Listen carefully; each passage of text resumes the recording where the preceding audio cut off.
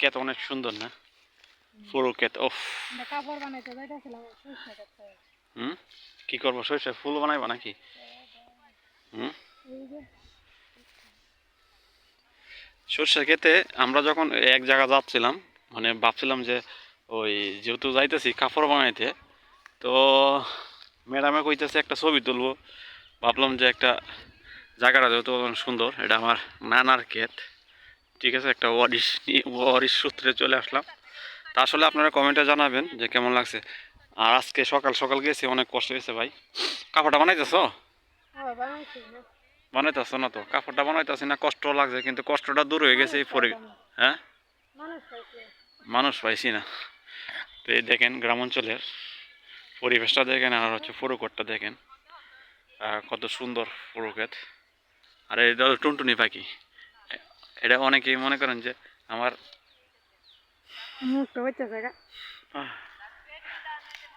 আচ্ছা, এই ফুরুক্ষেতে আইসা মনটা জোড়াই গেছে, বুঝছেন? এদিন ঘুমাইতেছে, ও এরকম অলস, দাঁড়ায় দাঁড়ায় ঘুমায়।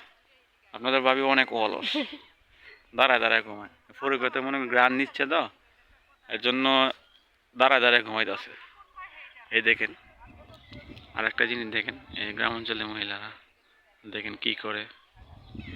ওয়াও, অনেক সুন্দর।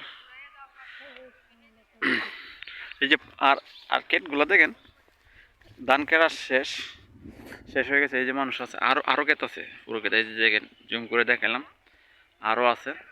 তো পুরো ক্ষেতগুলা অনেক সুন্দর। এই যে দেখেন, অনেক মানুষই ধান লড়িতে দিবে।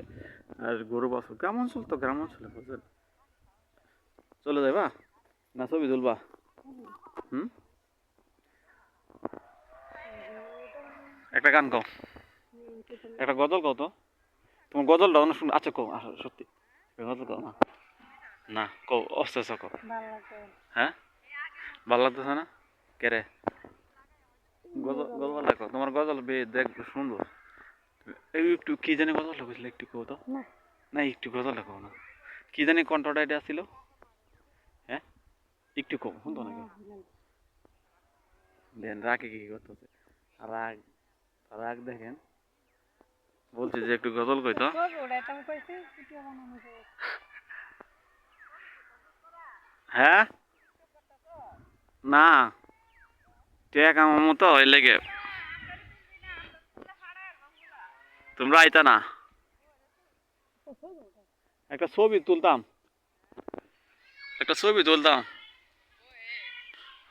আমি দাঁড়া রাখছি যে ছবি একবার তুলতাম না।